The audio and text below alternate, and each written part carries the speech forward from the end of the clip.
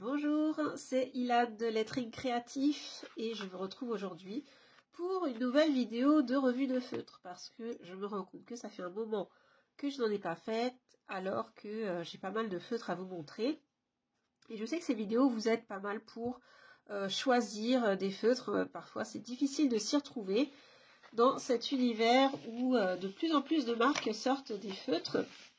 Donc là, je vais vous montrer des feutres pour enfants, hein, c'est marqué Big Kids, les Visa Aquarelle. Alors pourquoi je vous montre ces feutres? Parce qu'ils ont une pointe pinceau. Et donc je voulais vous montrer ce que j'en pensais et si je pensais que c'était intéressant pour faire du brush lettering. Je pense que ces feutres ont été conçus plutôt pour le coloriage et c'est vrai que c'est assez pratique d'avoir des grandes mines brush pen pour des grandes surfaces. Et par ailleurs, les couleurs sont très vives, donc c'est pas mal pour les enfants. Donc je vais vous montrer à la fois les couleurs et puis comment se comporte la pointe pinceau. Donc, comme je disais, elle est plutôt large.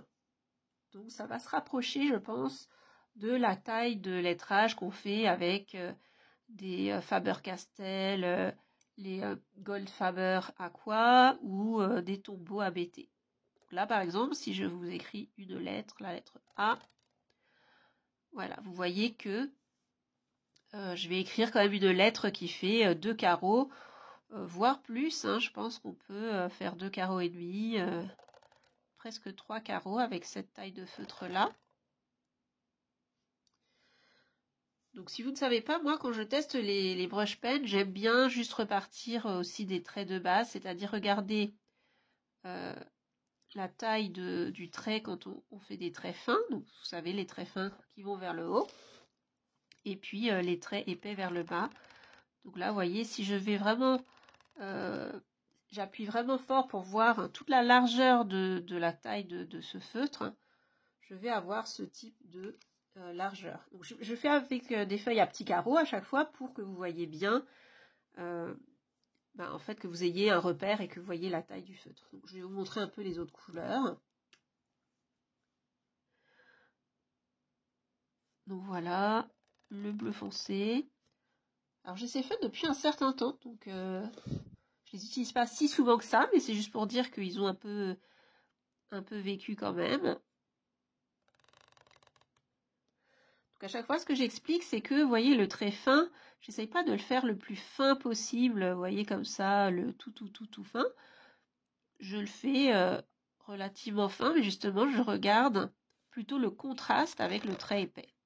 Et si j'appuie pas beaucoup, le trait épais va être comme ça, mais si j'appuie bien, il va être très épais. Donc voilà, il faut un peu tester la mine pour voir un peu ce qu'elle a dans le ventre, hein, on va dire. Donc là, je vais juste faire quelques traits, plus pour vous montrer les couleurs maintenant. Après, en termes de texture, je ne sais pas si ça se voit quand je filme, mais ils sont, donc comme je disais, assez épais. Ils ne sont pas forcément très souples, mais vous voyez quand même que la mine s'écrase contre le papier. C'est ça qui va faire qu'on peut faire des traits fins et plus épais.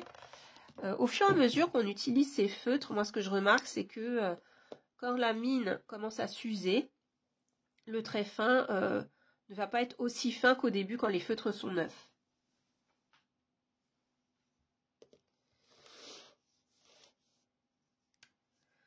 Donc là, j'ai le rose, le violet,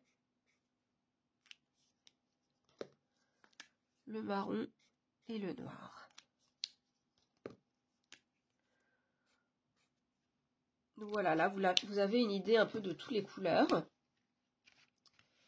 Donc c'est une boîte de 10 couleurs. Alors j'ai plus le prix en tête, je vous le retrouverai. J'avais acheté ça en supermarché. Il me semble que c'était un supermarché Auchan, quelque chose comme ça, ou Carrefour. Auchan, je pense plutôt. Donc voilà, ce ne sont pas des feutres très chers.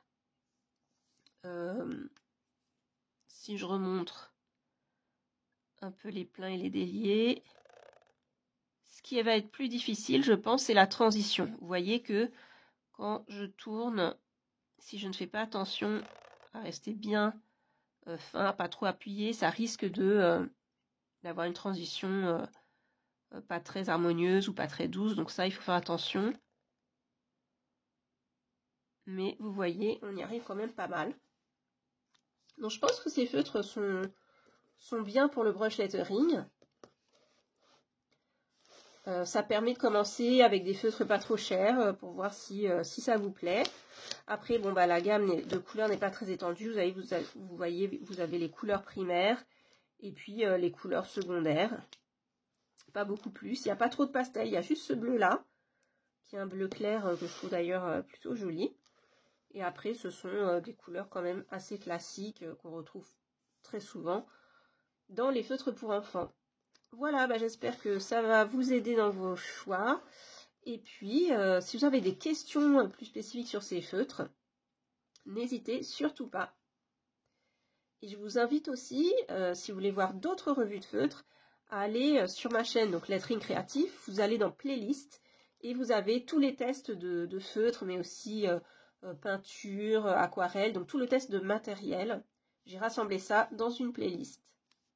Mais je vous dis à très bientôt dans un prochain test de matériel pour lettering.